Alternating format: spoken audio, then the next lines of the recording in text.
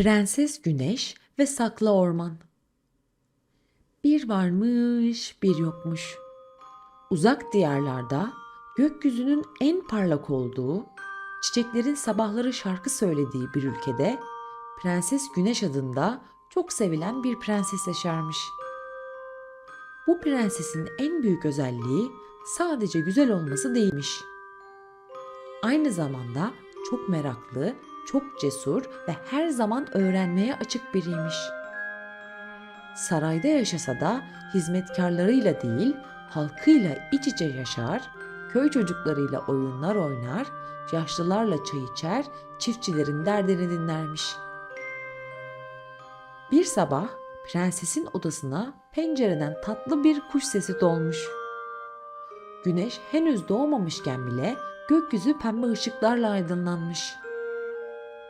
Prenses Güneş gözlerini ovuşturup doğrulmuş ve pencereye doğru yürümüş. Bir serçeyle göz göze gelmiş. Ama bu sıradan bir serçe değilmiş. Gagasında minicik bir mektup varmış. Prenses heyecanla mektubu almış. Üzerinde sadece "Saklı ormana gel" yazıyormuş. Ne kimden geldiği belliymiş, ne de ne için çağrıldığı. Ama Prenses Güneş içinde bir şeylerin kıpırdadığını hissetmiş. Belki bir macera, belki de yardım isteyen bir dost. Hemen en sevdiği mavi pelerinini giymiş. Yanına en iyi dostu olan konuşan sincap fıstığı da alarak yola koyulmuş.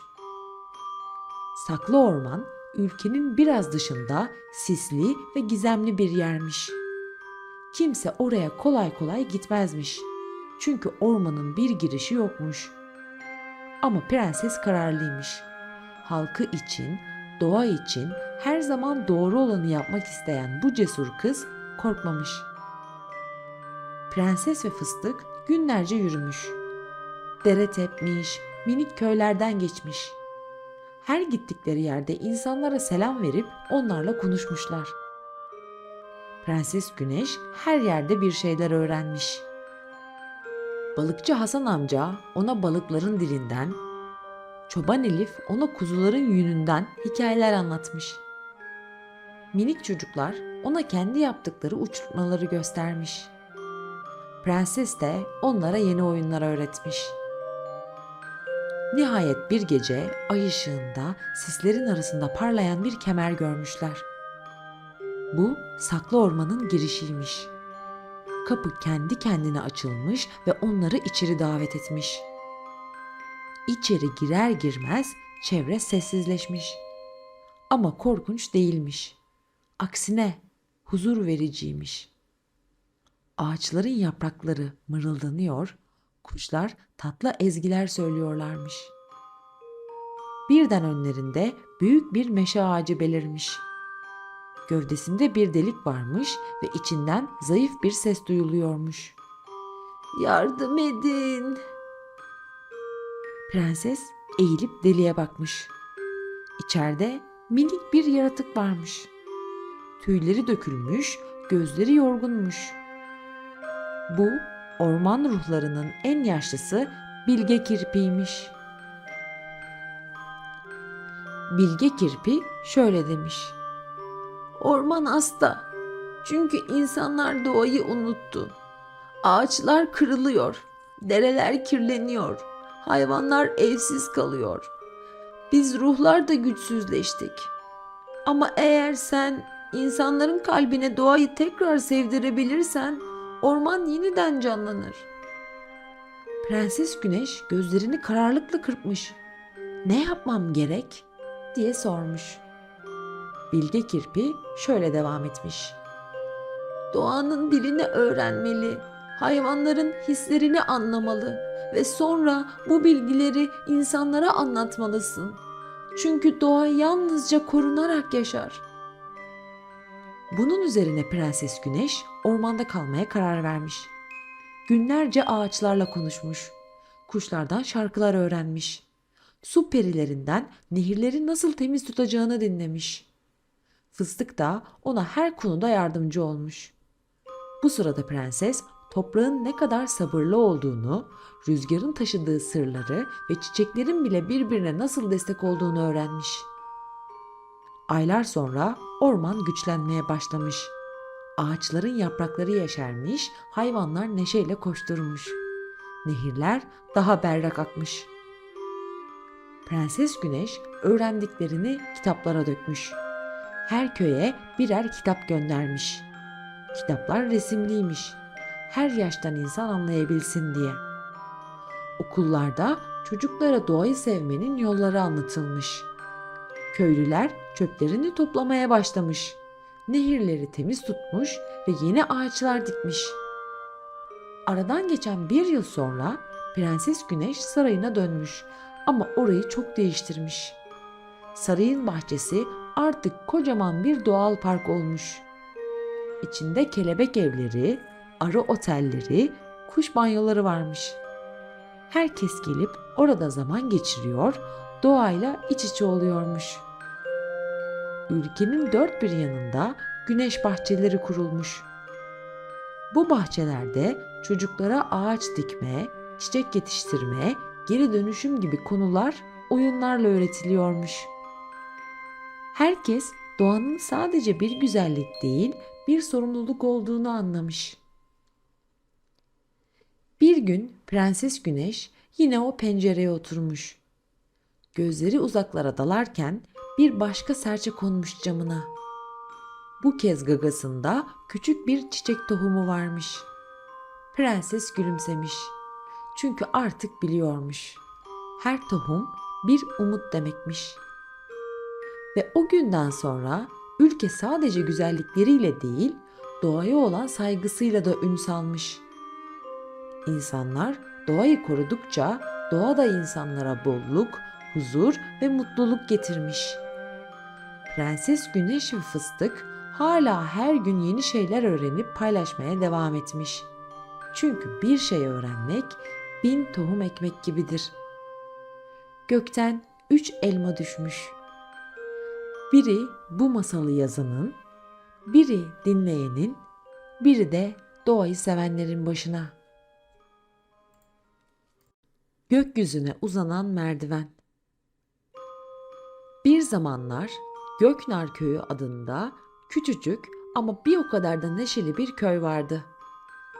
Bu köyde herkes birbirini tanır, yardımlaşır ve büyük bir aile gibi yaşardı. Göknar Köyü'nün ortasında yaşlı bir çınar ağacı yükselirdi. Dalları gökyüzüne uzanır, yaprakları rüzgarla fısıldaşırdı. Çocuklar bu ağacın etrafında oyun oynar, dallarına salıncak kurar, altında piknik yaparlardı. Ama bu hikayede sadece çınar ağacı değil, onun altında yaşayan biri çok daha ilgi çekiciydi. Minik bir sincap olan Pofuduk. Pofuduk sıradan bir sincap değildi. Kuyruğu kocamandı, yumuşacıktı. Sanki pamuktan yapılmış gibiydi. Ama onu asıl farklı yapan şey sonsuz merakıydı. Her şeyi merak ederdi. Gökyüzü neden mavi? Yağmur nasıl oluşur? Yıldızlar neden parlar? İnsanlar neden gülümser? Ne zaman bir şey öğrenmek istese minik gözleri parıldar, burnunu havaya kaldırır, "Bunun cevabını bulmam gerek," derdi. Bir sabah güneş gökyüzüne yayılırken Pofuduk çınar ağacının tepesine tırmanmış, yukarıya doğru bakıyordu. Bulutların arasında süzülen bir kuş sürüsüne gözlerini dikmişti. Acaba gökyüzünde ne var? Bulutların üstü nasıl? Orada da ağaçlar var mı? Ya da sincaplar? Bu düşüncelerle yerinde duramayan Pofuduk, yeryüzünden gökyüzüne kadar uzanan bir merdiven yapmaya karar verdi. Bu duyulduğunda herkes şaşırdı. Diğer sincaplar, kuşlar, tavşanlar ve hatta insan çocuklar bile bu fikrine inanamadı. "Küçük bir sincap gökyüzüne mi çıkacak? Hem de merdivenle mi?" dediler. Ama Pofuduk çok ciddiydi. İlk iş olarak ağaç dalı toplamaya başladı. Büyük, küçük, uzun, kısa. Hangi dalın nerede işe yarayacağını kafasında tasarlıyor, her gün sabah erkenden kalkıyor, akşama kadar çalışıyordu. Ona ilk katılan köyün en yaşlı kaplumbağası Kabuç oldu. "Senin gibi meraklı biriyle uzun zamandır karşılaşmadım," dedi. "Ben de yardım edeyim." Kabuç'un ardından Maviş adında cesur bir serçe, sonra Tospik adında şakacı bir tavşan ve nihayetinde köyün çocukları da merdiven yapımına katıldı. Her biri kendi yeteneğini kattı. Tavşan Tospik dal taşıma işinde uzmandı. Serçe Maviş yukarıdan gözetleyip en uygun yönleri işaretliyordu. Kabuç sabırla her basamağın sağlam yapıldığını kontrol ediyor, çocuklar ise çivileri çakıyor, ipleri düğümlüyordu. Aylar geçti. Merdiven yükseldikçe yükseldi. Köydeki herkes bu merdivenin sadece gökyüzüne değil, hayallere açıldığını anladı. Merdivenin adı da kondu. Gökyüzüne uzanan merdiven. Sonunda büyük gün geldi çattı. Merdivenin son basamağı da yerine konduğunda herkes heyecanla Pofuduk'un yukarı çıkmasını bekliyordu. Pofuduk biraz ürktü ama cesaretini topladı. "Beni desteklediğiniz için çok teşekkür ederim. Ama yukarıda bir şeyler öğrenirsem hepsini size anlatacağım," dedi. Yavaşça tırmanmaya başladı. Her basamakta köyün sesleri azaldı, rüzgar arttı, bulutlar yaklaştı. Sonunda gökyüzünün kapısını andıran bir bulutun içine ulaştı.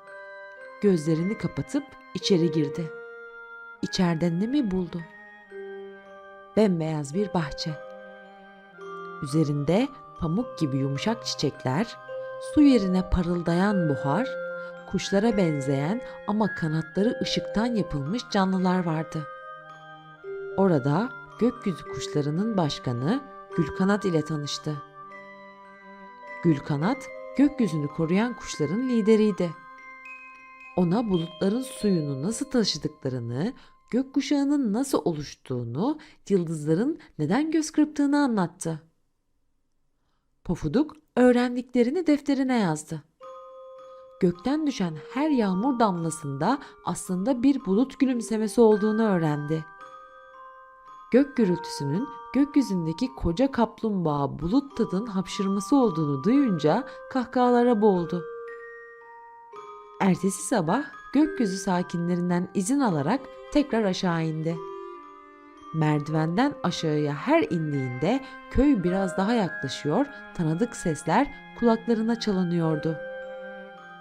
Aşağı indiğinde herkes etrafına toplanmıştı. "Neler gördün? Bulutların üstü nasıl? Gökyüzünde kaç sincap vardı?" Pofuduk önce derin bir nefes aldı. Sonra başından geçen her şeyi tek tek anlattı. Herkes hayranlıkla dinledi. Ama anlatacakları bu kadarla sınırlı değildi. Artık her hafta yeni bir keşif için gökyüzüne çıkıyor, öğrendiklerini köy okulunda anlatıyordu. Onun dersleri o kadar sevilmişti ki cuma günleri Pofuduk günü ilan edilmişti. Pofuduk'un en büyük dersi ise şuydu: "Küçük olman büyük hayaller kurmana engel değildir. Eğer merak eder, çalışır ve sabredersen gökyüzüne bile merdiven kurabilirsin." O günden sonra Göknar köyünde hiçbir çocuk "ben yapamam" demedi. Her çocuk kendi gökyüzünü hayal etti. Kimi ressam oldu, kimi çiftçi, kimi öğretmen. Ama hepsi Pofuduk'un merdiveninden birer basamak aldı. Çünkü hayaller bazen sadece bir adım uzaktadır. Ve böylece Pofuduk'un hikayesi çocukların yüreğinde bir umut ışığı oldu. Masal bitti. Ama o merdiven hala Göknar köyünde göğe uzanıyor. Kim bilir, bir gün sen de çıkarsın o merdivenlerden yukarı, değil mi? Göklerin üstüne, hayallerin ötesine.